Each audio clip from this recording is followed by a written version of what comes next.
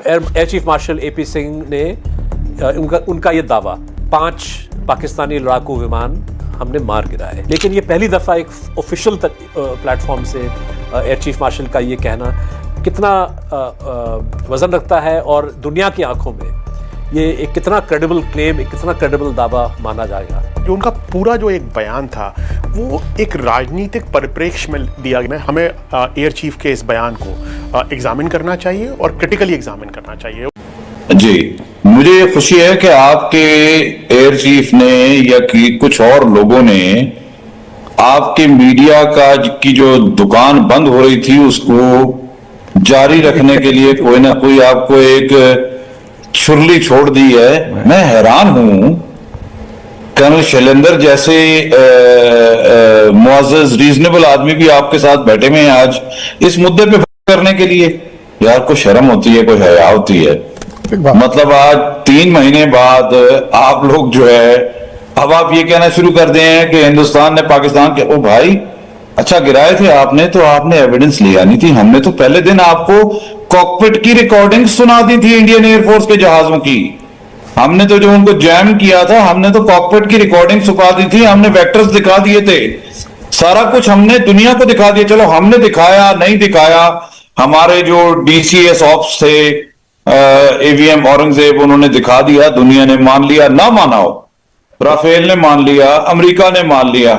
अभी किस बात का ढंढोड़ा पीट रहे हैं? शर्म नहीं आ रही है कि ये आपकी अपनी बेइज्जती हो रही है? You are becoming a laughing stock, you are becoming a laughing stock if you do this. के पाकिस्तान के 6 जहाज गिराए हैं। अच्छा ओके कर्नल साहब, कर्नल शैलेंद्र को मैं कर्नल शैलेंद्र हर्षवर्धन जी आ रहा हूं करता हूं कि बात करते हैं और बात करने देते हैं, and I like him. So colonel साहब आप बात कीजिए, बिल्कुल मैं अब चुप। क्या बात। जंजुआ साहब बड़ी सीधी सीधी बात करते हैं, जिसको बोलते हैं ना ब्रास टैग फौजियों के तौर पर बात करते हैं। बिल्कुल। आपके किस अधिकारी ने कब किसी डीजीएमओ ने यह बोला कि जहाज गिराए गए हैं? अगर आपके पास जवाब है मत दीजिएगा, कोई बात नहीं, मैं समझ जाऊंगा, क्योंकि ये एम्बैरेसिंग सवाल है, मैं मान सकता हूं। कभी नहीं कहा गया। बाय द वे आप बोल रहे हैं कि 3 महीने बाद 2 महीने, भाई मेरे से आज से पहले किसी ने पूछा नहीं, मेरा बनता भी नहीं है, मैं एयर चीफ हूं। भाई ये इतना तो एज अ फौजी आप जानते हो। एक फोरम आया, उस फोरम में सवाल उठा, उन्होंने अपनी स्टेटमेंट दे दी, और ये बात जंजुआ साहब इतनी तो आपको माननी पड़ेगी, और माननी आपको चाहिए, क्योंकि अगर खून पाकिस्तान का हो चाहे किसी का हो, लेकिन खून फौजी सच जरूर बोलता है, और वो सच आप जानते हैं। एक एयर चीफ जब कुछ बोलता है तो ही मीन्स इट, उसमें पॉलिटिक्स इन्वॉल्व नहीं है, जो अभी थोड़ी देर पहले आपके कोई और काउंटर पार्ट कर रहे थे। सो आपके मेरे बीच में पॉलिटिक्स की कहीं कोई स्कोप नहीं है। मेरे को आप अपने एक अपॉइंटमेंट का नाम बताइए बाय नेम, जिसने इस तरह की स्टेटमेंट दी हो कि हां हमने भारत का 1.25 आधा कहीं जहाज गिराया है, डैमेज किया। बात मत करिएगा, रिकॉर्डिंग की बात नहीं चल रही है। अभी आपके मेरे बीच में सीधी सीधी बात चल रही है, क्या वो रडार स्टेशन अटैक हुए या नहीं हुए, क्या वो एयर बेसिस जो हैं उनके ऊपर डैमेज हुआ, क्या आपकी PL-15 यहां पर मेरे पास मिली या नहीं मिली, क्या आपके लिए मुश्किल नहीं आई, मानना चाहिए कुछ एक बातों को, कि मुश्किल नहीं आई कि यस आपके जहाज हमारी तरफ क्रॉस नहीं कर पाए, वहां पर गिरा दिए गए, गिर गए, और जिसने भी कहा कि नहीं जी वो तो जमीन पर खड़ा था, गिर कैसे गया। अब इससे ज्यादा और बेकार क्या बात हो सकती है आप और मेरे लिए? अरे भाई जहाज गिराने का मतलब ये नहीं होता कि सिर्फ जब वो हवा में है तब है, ऐसा नहीं होता है। गिराने का मतलब गिर गया। और जहां तक अगर आप ये बोले कि हमने क्लेम किया, बताया, फोटोग्राफ एविडेंस दिया, हैंगर गिराया गया, अब आप बोलेंगे उसके अंदर जहाज नहीं था, तो सर ये तो आप मानेंगे गाय भैंसे तो हम बांधते नहीं, कपड़े थोड़ी सुखा रहे थे, गाय भैंसे तो वहां बांधते नहीं है, तबेला तो है नहीं, वो तबेला है एयरक्राफ्ट्स का तबेला है, इंपॉर्टेंट एयरक्राफ्ट्स उसमें रखे जाते हैं, आपके रखे हो चाहे दुनिया में किसी के रखे हो। सो आई एम श्योर जंजुआ साहब आपके मेरे बीच में एज अ फौजी खून सच जरूर बोलेंगे। ब्रिगेडियर साहब को भी ले आइए 1 वर्सेस 2। मेजर साहब को एक काउंटर, मेजर जंजुआ को एक काउंटर, एंड देन ब्रिगेडियर साहब। जी पहली बात आपने कर्नल साहब आपने कहा कि किस डीजीएमओ ने या किसी ने, तो ये तो आपसे उम्मीद नहीं थी। मैंने आपको आपकी बात करने से पहले ही एयर वाइस मार्शल औरंगजेब का नाम बता दिया, जिन्होंने इंटरनेशनल मीडिया पे आके बाकायदा प्रेजेंटेशन दी और वेक्टर्स दिखाए, बाकायदा इंडियन एयरक्राफ्ट के वेक्टर्स मूवमेंट होते हुए दिखाए, और उसके बाद वो प्रूव करके दिया। लेकिन हमें, मैं उसको भी कह रहा हूं, हमारे कहने या ना कहने को छोड़े, दुनिया मान रही है। आपका कहा किसी दुनिया के बंदे ने माना है? क्योंकि अच्छा पाकिस्तान का कुछ नुकसान किया है, अगर नुकसान किया होता तो ये आपने फिर जंगबंदी के ऊपर राजी क्यों हुए? फटाफट से आप राजी क्यों हो गए? क्योंकि आप लोगों को जो मार पड़ रही थी माजरत के कमिंग साथ, खान, वो आपका बिल्कुल धड़ंग तख्ता हो चुका था। अब आप माने ना माने, मैं यहां बैठ के आपको मना नहीं लूंगा, ना मुझे जरूरत है। हमारा जो काम था वो दुनिया ने देख लिया। यहां बैठ के मुझे जंग जीतने की बिल्कुल जरूरत नहीं है। ये लफ्जी जंग आपने आज 3 महीने बाद आप, अच्छा मैं आखिरी बात करूंगा क्योंकि जल्दी हो जाएगी। आप कह रहे हैं कि ये एयर चीफ से आज पूछा गया है तो वो बता रहा है, तो वो सिंगापुर में जो आपके चीफ ऑफ डिफेंस स्टाफ बैठ के मौसूफ बातें करते रहते हैं, जरा उसके बारे में बताइए वो क्या था। लेट्स टॉक एज अ फौजी, फॉरगेट अबाउट एनीथिंग एल्स। वो आपका chief of defence staff is a 4-स्टार general. इसे कहते हैं इंडिया की मीडिया में जाकर पतलून उतारना। He is the commander in chief all 3 forces. He admitted और उस पर बड़ा वावेला हुआ। वो क्या कन्फेशन ऑफ डिफीट नहीं थी? I will rest my case. आप मेरे को सिर्फ ये बता दीजिए हमारे जो सीडीएस है उसने किस जगह बोला जो आप बताने की कोशिश कर रहे हैं कि यस हमारे 4, 5, 2, 3 कौन से जहाज गिर गए? कोई एक जगह बता दीजिए। आपने सुना होगा, अच्छा, चलो, अपना इंटरप्रिटेशन किया होगा, ये आपका हक है। मुझे एक जगह बता दीजिए कहीं किसी ने किसी तरह का proof. Air chief martial AP Singh ने उनका ये दावा 5 पाकिस्तानी लड़ाकू विमान हमने मार गिराए, लेकिन ये पहली दफा एक ऑफिशियल प्लेटफॉर्म से एयर चीफ मार्शल का ये कहना कितना वजन रखता है और दुनिया की आंखों में ये एक कितना क्रेडिबल क्लेम, एक कितना क्रेडिबल दावा माना जाएगा। जो उनका पूरा जो एक बयान था वो एक राजनीति या कि भाई क्यों नहीं है एविडेंस हमारे पास की है। सबूत किस तरह का होगा? सबूत तो जैसा हमने कहा मलबा होगा, सबूत तो ओपन सोर्स इंटेलिजेंस होगी, सैटेलाइट इमेज होगी। सबूत या आप समझाएंगे कि आप सबूत क्यों नहीं दे रहे? चंद सेकंड के बाद चलते हैं वीडियो के बकिए से की तरफ। तुम्हारे एयर चीफ ने दुनिया को अपनी तरह जेल समझा हुआ है। पाकिस्तानी फौजी ने गोदी मीडिया को खरी खरी सुना दी। मजीद आइए आपको दिखाते हैं भारतीय मीडिया क्या कहता है। चीफ मार्शल एपी सिंह ने उनका ये दावा कि ऑपरेशन सिंदूर के दौरान 5 पाकिस्तानी लड़ाकू विमान हमने मार गिराए। इसके अलावा एक अर्ली वार्निंग या इलेक्ट्रॉनिक वॉरफेयर वाली एक एयरक्राफ्ट को भी, और एक और जो उन्होंने एक क्लेम रखा वो ये कि ऑन द ग्राउंड कुछ पाकिस्तानी एयर बेसिस में जो बॉम्बिंग आखिरी दिन को हिंदुस्तान ने वहाँ पे बॉम्बिंग की, तो एरोप्लेन के जो हैंगर हैं जहाँ पे एयरक्राफ्ट को पार्क किया जाता है, तो वहाँ पे भी कुछ पाकिस्तानी एयरक्राफ्ट को डिस्ट्रॉय किया गया। तो ये बहुत बड़ा एक क्लेम था और ये क्लेम तकरीबन 3 महीने के बाद आ रहा है। ऑपरेशन सिंदूर को वहाँ पे जंगबंदी जो है May 10 को हुआ। आपको याद होगा, दर्शकों को भी हम याद दिलाएं कि प्रेसिडेंट ट्रंप ने इसका सबसे पहले ऐलान किया, उसके बाद भारत ने और पाकिस्तान ने इस चीज़ को कबूल किया। तो ये जो क्लेम है पाकिस्तान लंबे अरसे से कह रहा है कि उन्होंने 5 या 6 भारतीय वायुसेना के लड़ाकू विमानों को गिराया और इसके बारे में हिंदुस्तान ने पूरी तरह से कॉन्ट्रडिक्ट भी नहीं किया, उसको माना भी नहीं।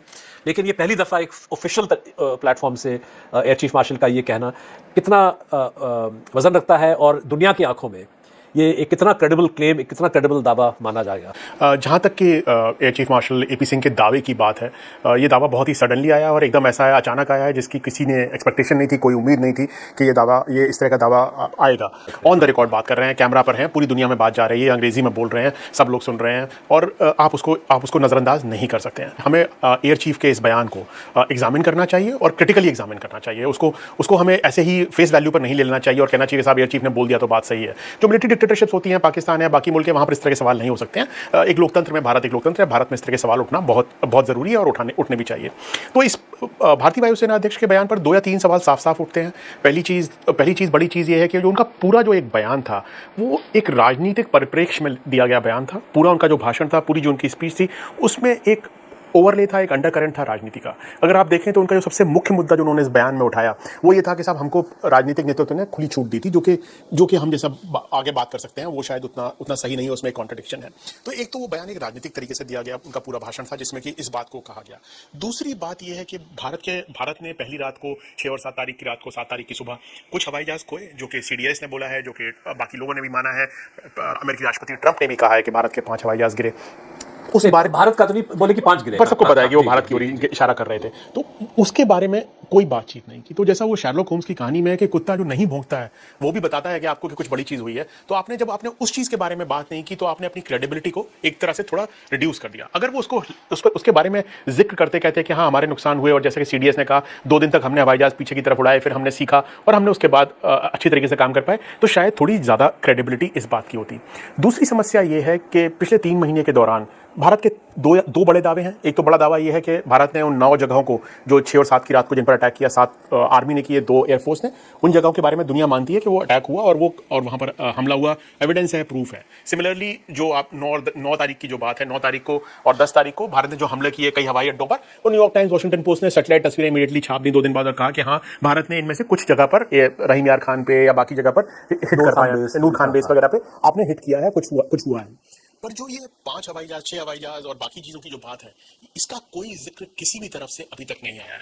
ना सीडीएस ने किया है, ना पार्लियामेंट में हुआ है, ना किसी और व्यक्ति ने किया है, ना इंटरनेशनल मीडिया में किया है। पाकिस्तान के अंदर जैसा कि हमने देखा उनका कम्युनिकेशन डिसिप्लिन बहुत खराब है, बहुत पुअर है। सिविलियन लोग तस्वीरें खींच के, वीडियो खींच के डालते रहते हैं हर जगह की, चाहे वो बहावलपुर से हो, मुरीदके से हो, बाकी जगह से हो, पर कोई भी इस तरह का रैकेज, कोई भी इस तरह का सैल्वेज, कोई भी मलबा, उसकी कोई तस्वीर नहीं आई है जो कि हमको दिखाए कि पाकिस्तान के 5 या 6 हवाई जहाज गिरे हैं। अगर पाकिस्तान के 6 हवाई जहाज गिरे हैं तो उनका मलबा कहीं गिरा होगा, उनके मलबे की तस्वीरें होंगी, कोई और रिपोर्टिंग होती, तो थोड़ा सा एविडेंस की कमी है।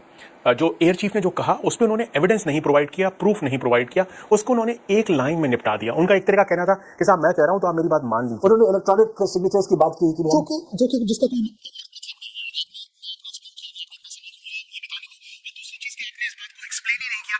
एविडेंस हमारे पास। जैसा कि मैं आपको बताता हूं, उन्होंने 2 जगह जो एयरफोर्स ने हिट किए, तो उन्होंने दूसरी जगह के बारे में बोला कि जो हथियार वहां जा रहा था वो इतनी रेंज पे था कि हमसे कम्युनिकेशन में नहीं था, तो हमारे पास सिर्फ जो सिविलियन वीडियोस हैं पाकिस्तान के वही हैं एविडेंस के तौर पे। उस तरह का कोई भी एविडेंस, कोई भी मलबे का वीडियो, कुछ भी नहीं बताया गया, तो उसकी वजह से बहुत बड़ा सवाल खड़ा हो जाता है। दूसरा सवाल आपने कहा, इंटरनेशनल ऑब्जर्वर्स ने दुनिया में इसको बहुत क्लोजली ऑब्जर्व किया है। इतना बड़ा एरियल बैटल शायद ही कहीं और हुआ हो जिसमें कि एक तरफ चाइनीज हवाई जहाज, अमेरिकी हवाई जहाज, दूसरी तरफ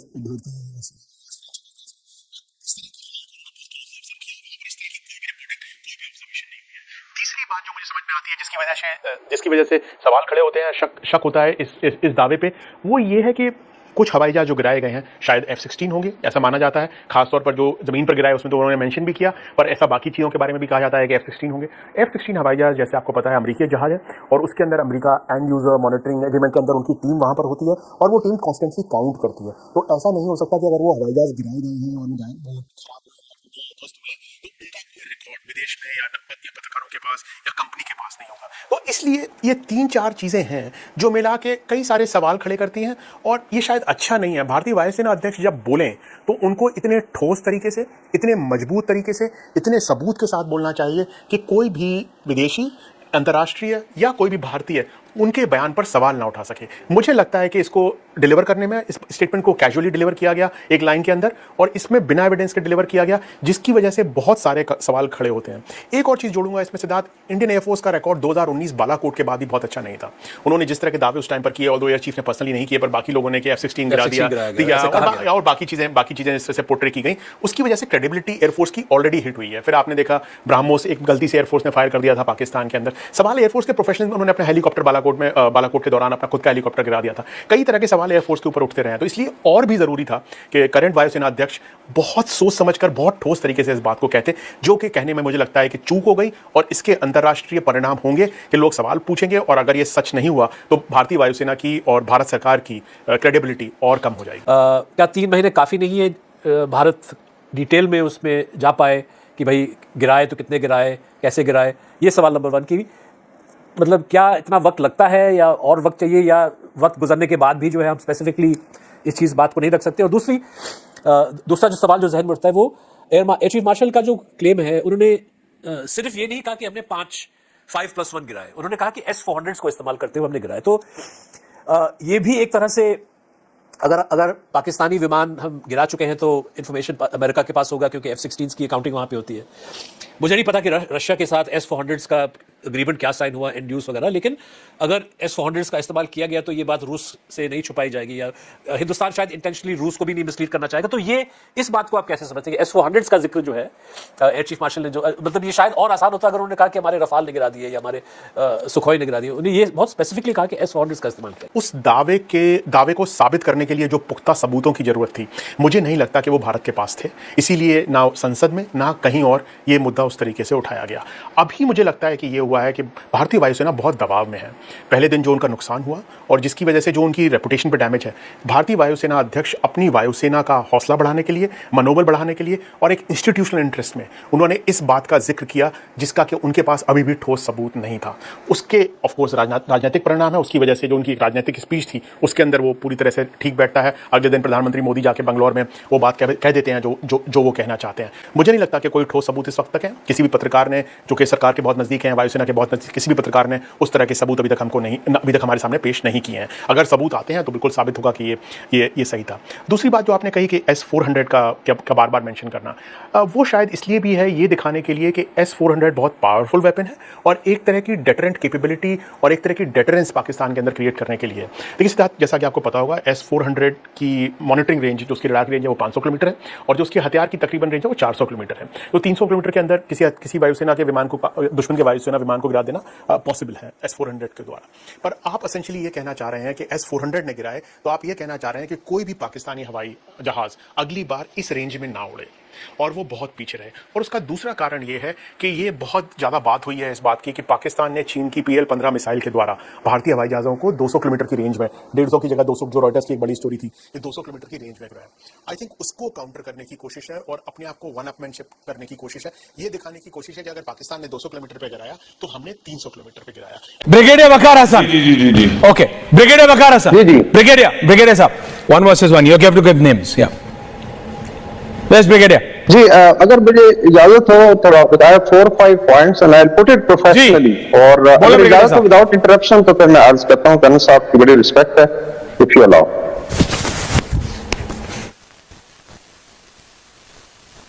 जी, कैन आई स्टार्ट? जी बोलिए। जी। अच्छा, इसमें अभी थोड़ा मुझे इंटरप्ट भी कीजिएगा। एक तो मैं थोड़ा आपको हाईलाइट कर दूं कि मैंने और आपके एयर चीफ मार्शल ने RKS Bhadauria, we done staff course together in Bangladesh, और he is a very professional officer, और yesterday I came to know he joined BJP. So अगर आप कहते हैं कि ये basically there is no politics involved और आपके एयर चीफ जो है वो सडनली जो है they don't join political party, तो ये थोड़ा सा ऑफ द कफ है। बाकी ये सामने आप देख लें, दिस इज लोकसभा का आपका स्टेटमेंट है। देखिए, अभी I am going professionally by Punjab MP आपके, अब वो कह रहे हैं कि खुद जाके जो है रफाइल की जो है बजंडा में गिरा था उसकी तस्वीर बनाई थी। Now this is I am quoting from Indian sources.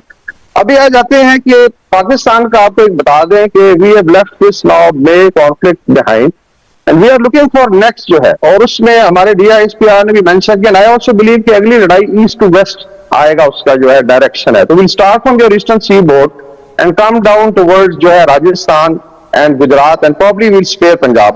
और पाकिस्तानी फौजी शेर ने गोदी मीडिया को अला कर रख दिया, उनकी एक भी नहीं चलने दी। इससे कहते हैं घर में घुस कर मारना, तबाह बर्बाद कर दिया। भारतीय एयर चीफ जो कहता है कि मैंने 5 जहाज गिराए, उसकी अक्ल ठिकाने लगा दी। आज के लिए इतना ही। इस तरह की मज़ीद अगर रिएक्शन वीडियो देखनी है तो हमारे चैनल को सब्सक्राइब कर लीजिएगा। वीडियो पसंद आई हो तो वीडियो को लाइक और दोस्तों के साथ शेयर ज़रूर कर लीजिएगा। मिलते हैं किसी नेक्स्ट वीडियो में, तब तक के लिए अल्लाह नेगबान।